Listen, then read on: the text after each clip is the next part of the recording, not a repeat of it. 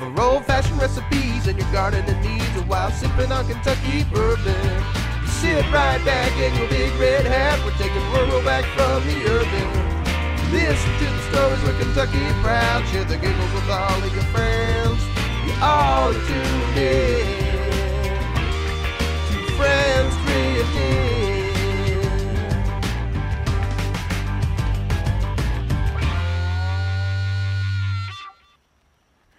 Hey, I'm Joyce and welcome to Friends Drift In. Guess what? We're not in the kitchen today. We're down in the Friends Drift In garden. It's the property that we've had in the family for over 5 generations here on Johns Creek. I want to talk to you a little bit about farm to table and heirloom vegetables. One of my favorite things to raise is what they call Truckers Delight Dent Corn. Dent corn is what they use to make cornmeal. It grows 10 feet tall. The reason that I like to grow it is not just to make cornmeal and for dried corn, to do parching corn, but I also like it because it's a very sturdy stalk. And I like to grow what they call a Three Sisters program. Now, most of y'all know Three Sisters, you just don't know that they call it Three Sisters. Back when the Big Sandy was being settled and there were still Native Americans here, they called planting corn, beans, and cushaws together the Three Sisters program. The first sister, the eldest, the corn, was tall and proud. The beans was the second sister, and these are Kentucky wonders, and they spiral up on the tall sister for her support. And the third sister, the third part of the trio is cushaws. And cushaws come and they help the weed control on the bottom. So the corn supports the beans fix nitrogen into the soil for the corn, and the cushaws keep the weeds out from under. And that's why we call it Three Sisters. Here in my garden, we grow a lot of summer squash. One of my favorite is the white patty pan. They call it a cymling. It's shaped like a cymbal. Patty pan squash are saucer shape. Some people refer to them as cymlings. Cymling is a word that comes from the word cymbal because it looks like a cymbal if you were doing like the drums. It takes about 50 days to mature. It's very popular in Southwest Virginia. Edna Lewis talks about it being one of the things that you can make everything out of. You can make pies, you can make cakes, you can fry it, and today we're going to put it on the grill. Here on Johns Creek, a lot of people call me the tomato girl. I put out over 20 varieties of tomatoes. All of them are heirloom, which means they're open pollinated. I'm particularly proud of my Bevan's tomato, which is a Johns Creek native.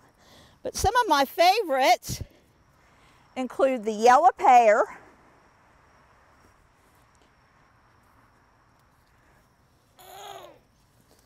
I'm getting old to bend. This is called the White Wonder. This particular tomato stays green. It will never get red. It is the perfect tomato if you like fried green tomatoes because it stays really firm and nice when you put it in the skillet. And perhaps the one that's most important to me because I like a lot of tomato sauces are the Romas. Romas are a pear tomato. We've had a lot of rain here, so you see they're kind of muddy right now, but I'll wash them up for you.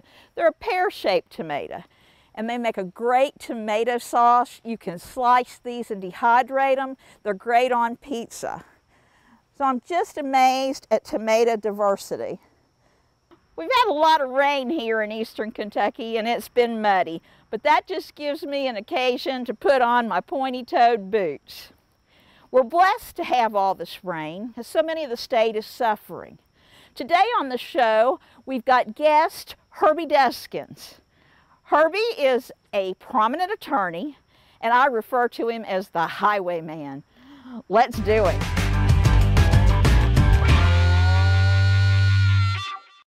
Hey, Here we are getting ready for a little bit of a meal out in the garden at Friends Thrift Inn.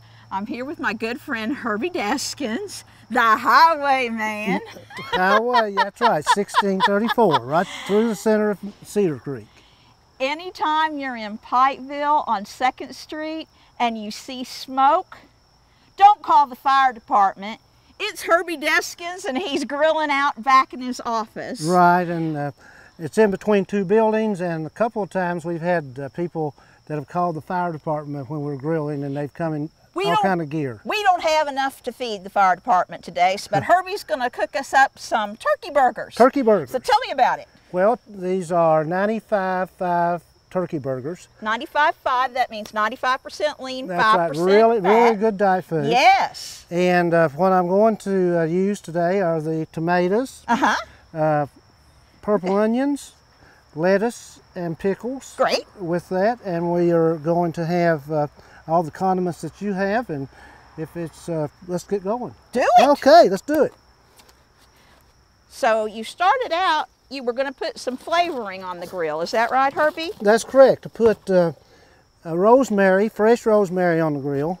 Okay. Just to give it a good flavor going in and get, and anything that's been there before, if you don't, sometimes there'll be an overtaste. You just get that rosemary just sort of cleans it up. We talked about Native Americans and the Three Sisters garden. When you think of rosemary, the Indians use rosemary as a cleansing herb.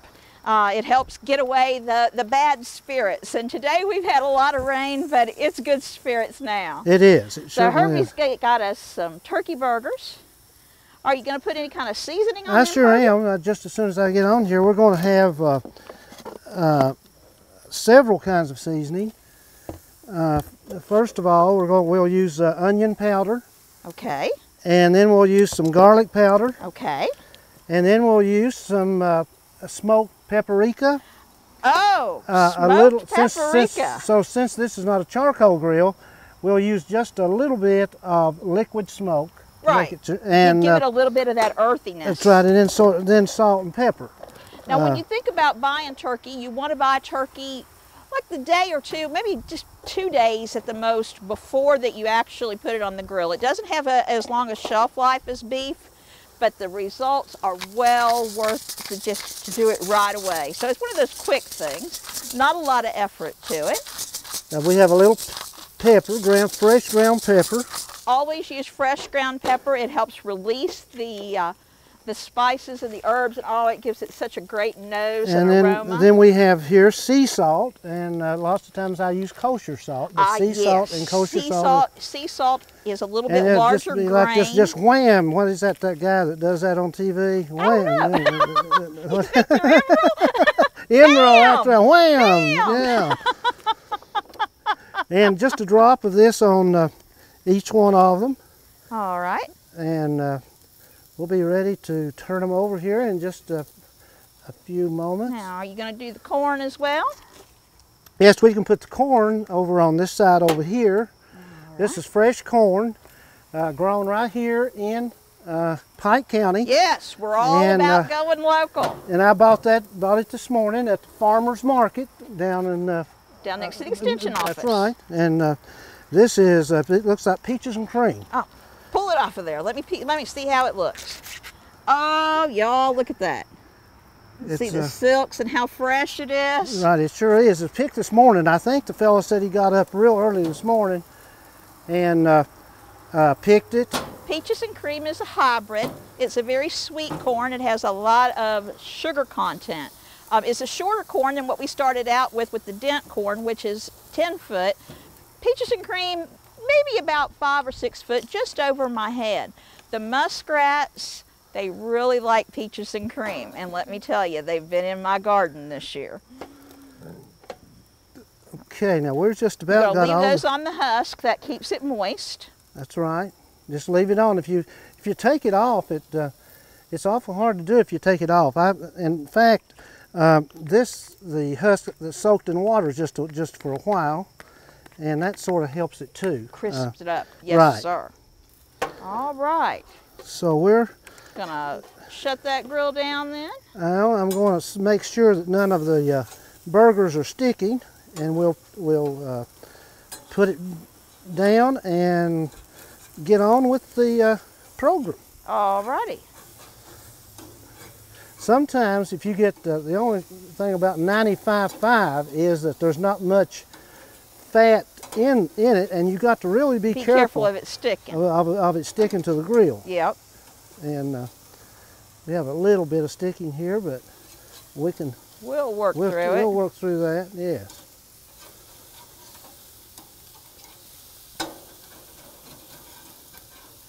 Okay. Okay. All right. Now, let's make sure we've got them turned properly.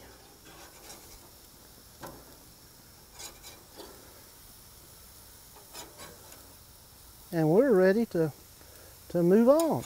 Well, come on over here, Herbie. Okay. A funny thing happened on the way to filming today.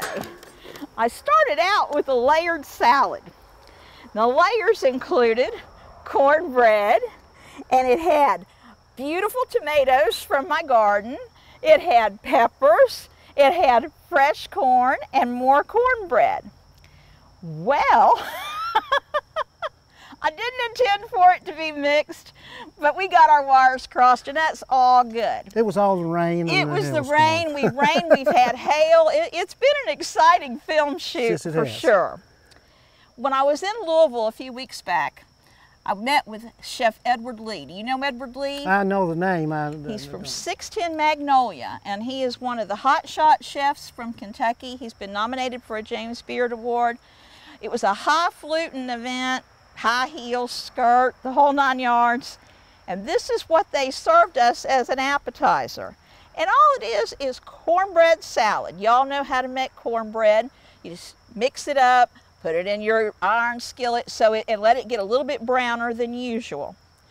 Then you mix up the salad with your very own homemade ranch dressing. I'm gonna put a little bit more ranch dressing on it. I really never thought about making ranch dressing before, but you can do it at home and it's a lot cheaper.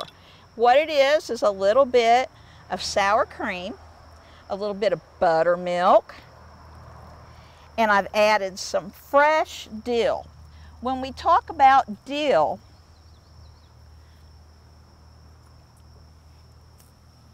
smell it, Herbie. Oh, it smells really great. It does.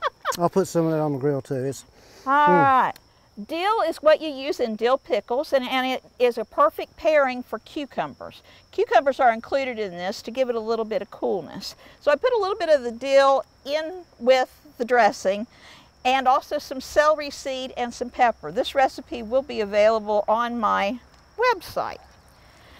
So Edward Lee, he dished this panzanella, is what he calls it, but cornbread salad for you and me. He dished this up on a fancy plate. And it's got a little bit of tomatoes in it, some cucumbers, fresh corn. He dished this up on this fancy plate,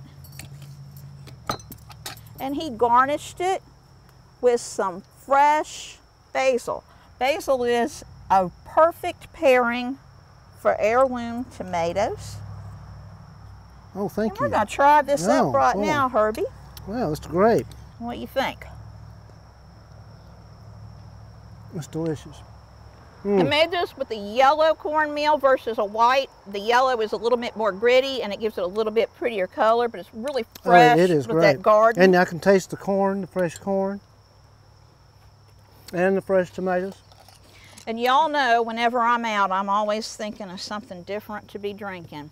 It's out in the garden and it is hot. What I've got is just some water, no big deal. And what I did was infuse some basil with some sugar and water, which they call simple syrup. Now basil, you usually tear it rather than chop it, because if you tear it, then it goes black. And I've already strained this out. So I'm going to add just a little bit of the sugar to this water, because we need a little bit of energy. Oh, we do. Because we're old. Uh, How old are you, Herbie? I'm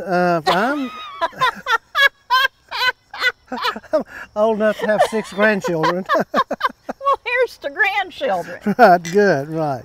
Tell me about your own experiences in the garden. You're well known for your gardening. Well, I left the garden. I started when I was a very young boy helping my dad. And I think gardening is probably one of the most enjoyable hobbies that you can have. I always say when I'm in the garden, I'm at peace. That's right. You don't think of anything, and it's no just phones. great. And you see something growing in front of you. It's going to be good later on. There's nothing better than to have a garden. I laughed. Matt Corbin, Chef Matt Corbin from the Blue Raven, Facebooked me the other day, and he had a picture of a cucumber, and he said, "Oh, I grew a cucumber," and he was so excited. So it's always good to see new gardeners come to it. It's a lot of work, but it is very, very rewarding. It sure is, and it seems like if you get in the garden, you don't think of anything else. Except you just look at your garden and... what's your favorite things to grow? Tomatoes and tomatoes. Peppers. What kind of peppers? Hot peppers. You like what? Oh, habaneros, you made jalapenos. some habanero sauce that you shared with us last fall. Tell us how you did that. Well, I ground up the habaneros, and then you have to wear gloves anytime that you're working with the hot pepper. You have to wear gloves, and when you're working with habaneros, I would wear a mask because it will take your it will take your breath. And then some other vegetables, celery, and it's all to a consistency, and then put in some unfiltered vinegar. Yes, about 5% acidity.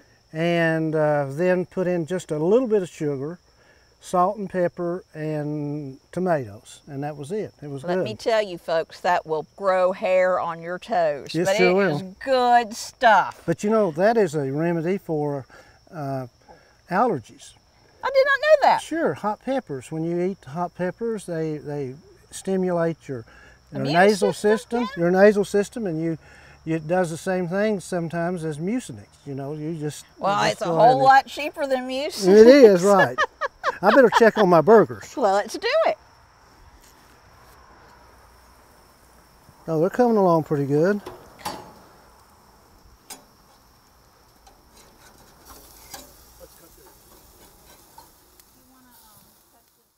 One of the great things about being so close to the garden is you have fresh tomatoes. You don't get any fresher than pulling them fresh from the vine here on Johns Creek. One of my favorites, these are plum tomatoes. And what makes them special is they're very meaty. There's not a lot of the seed sac in here. It's a very meaty tomato. It will really cook down and make a great sauce. On years when we don't have blight, and Pike County has a lot of tomato blight, on years when there is an abundance of tomatoes, one of my favorite things to make is tomato jam. And it's going to be great on Herbie's burgers today. Herbie, come over here and take a bite of these. Trot on over here, brother. Try this. This is tomato jam. I've never heard of tomato jam before. Really good on the burger. Oh, you know it. It's got a lot of brown sugar and that earthiness of the brown sugar, and you cook it down a long time. It gets very thick. I don't strain out the seeds. We're going to be talking about canning on the next episode of Friends Drift In. But tomato bourbon jam, this is a favorite recipe, been in the family quite a while. Was featured in Bourbon Review magazine with me as the author. So, pretty good. Now, Herbie, that's really good. Now, tell me about these. Can you chop this up for me? Yes, I can. Now, do you want it sliced into 4 pieces, or do you want it sliced in the middle? Okay, I can do it. Well, however you want to do it, because you're the man. Okay, well, the way I do it, I call them flying saucer. That's exactly what my nephew calls them. So I slice them that way, and then cut another one on the bottom. Okay. And then the top, just cut that piece off, and then slice them right across and across. And now we've got 6 pieces. When you talk about summer squash, we usually think about zucchini, and zucchini has a really high moisture content. Zucchini and yellow squash both are much higher in moisture. When you talk about a patty pan squash, or what we call flying saucers, very firm. You can even make a fake apple pie out of this particular kind of squash. Takes about 50 days to grow. You can plant them twice within a season here in Pike County. So fire these up, Herbie. Okay, well, what my wife and I have done with these is that we've tried to go and limit our carbohydrates. Okay. So we use squash as our potatoes. Absolutely, and it's high in B vitamins, so and it's if you'll good just for think about it, you know, and think, well, I'm eating this big potato and you're eating squash, you're cutting down carbohydrates. And not only that, but it's quicker to fix than sure potatoes. Is. I mean, Sure it's a quick fix, and Okay. it's cheap. You think of $1.50 for a pack of seeds, and you can eat squash until from May till October. That's right, and all you need to do on the grill here is to put a little olive oil, a little bit of salt and pepper, and that's how we eat them. All right, Okay. well, let's go on and do that. All righty.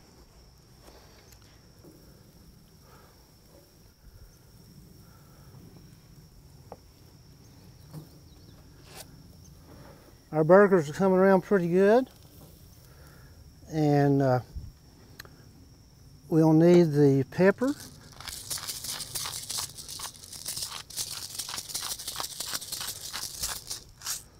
some more sea salt,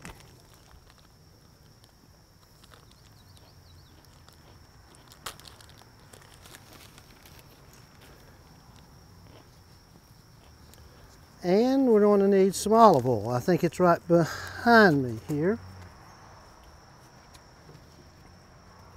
And I'll put it on one side and then turn it back over in just a few minutes. But to be you can be liberal on the olive oil on this. Just make sure that you don't let it flare up on you like it's trying to do here. Just shut the grill down. Here on the creek, a lot of people are reluctant to grow okra. They say it's slimy. And the reason that it's slimy is because that you've let it get too big. When you grow okra, it should be about the length of your finger.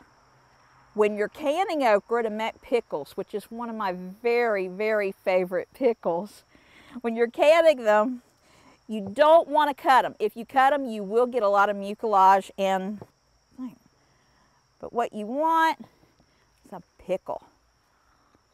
With a little bit of crunch and saltiness. They're a great garnish for hamburgers. They're a great garnish for Bloody Marys. They're a great garnish as a side dish to a meat tray and relish tray. Herbie, how them burgers doing? They're doing great. Shall we bring them on? We're going to bring them on, and I'm going to fix this one. Okay. All right.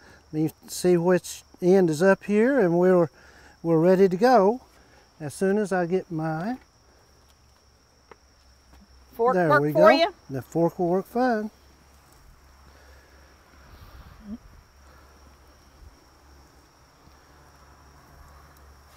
Okay, now we got the burger, All right.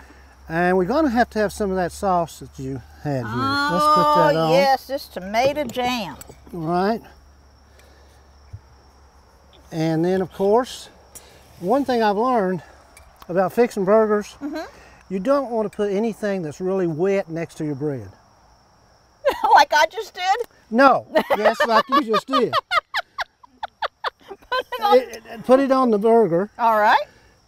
because your burger will get soggy, sort of. All right. Then the next thing you do is you see the next soggy thing is this great piece of tomato here. Big heritage tomatoes. Yes, juicy. heirloom, yes, very juicy. Juicy, juicy. What kind are those? Do you know? That is it's a beefsteak, or it's one of the heirlooms. Yep. Looks like a beefsteak. Beefsteak are very big and always almost like two hands Right. to hold it. And this is purple onion. I found that purple onions are a lot better on burgers than I just think so regular. too. They have a lot of a little right. more bite and a little more crunch and just a little more interest We have altogether. a few little pickles here. Oh, we're going to put an okra pickle to That's the right. side. Put that on the side there, because your pickles are much better than these. I've had them at the office before. And then, Herbie has secret lunches at the office quite often. Right. Then we have lettuce. And you'll notice the lettuce is going up against the bun, and it's not got very much moisture in it. So you're going to have a bun that's not got a little bit more moisture. crisp. That's right. That's right. And here we go. Oh man, that looks good, Herbie. Well, it is. It's going to be good. Has to be good if it comes from Johns Creek. There you go. All right, let's take a bite of this. Let's take a burger. bite, man. Mmm. Do you see the juice running down your ball, man? Mm-hmm. Anytime tomato juice runs down your arm, you know you're eating good. That is so good. We've fought the storm, the hail, the creek. This is good. How about them vegetables, Herbie? Okay.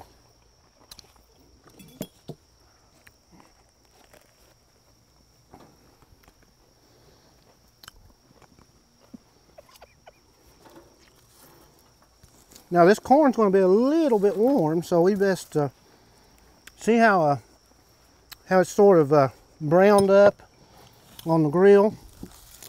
And you got to watch when you pull the husk back on this sucker, because it'll. Oh boy, look at that! Oh, how beautiful! Whoa, whoa! How hot! Sort of like taking hold of a big catfish. And well, lucky that it didn't pop on you. It's so hot. It doesn't. So Look, pretty. yeah, look at this. Isn't that? That's going to be so good. And Think it's too hot to take a bite? might, but this right here, let me cut this squash up in All this fine saucer, and let's take a bite of it. I think it's going to be. Now give me a bite. There you go. Firm. Very good. This could be like a meat substitute if you were trying to go on a vegetarian diet. Eggplant and patty pan squash would be two that you could use for a meat substitute very easily. Well, as I say, it's, my wife and I sort of substitute this for potatoes. Mm-hmm.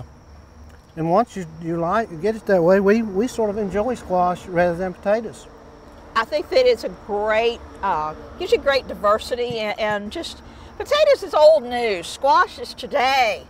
And heirloom Right. squash grown on Johns Creek. Johns Creek, that's right.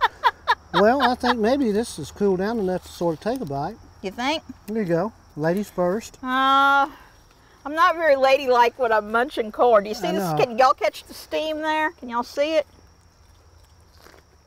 You see it? Oh, good. It doesn't need anything. Peaches and cream corn, turkey burgers on the grill Squash. by the highwayman. Squash. It couldn't get any better than this. What? Well, it could get just a little bit better. Okay, tell me what. Well, if I had my glass, I would. But we've spilled everything today. I still got part of mine. So as we say, as we wrap up Friends Drifting, Herbie, this is what we always say: share the giggles. That's right.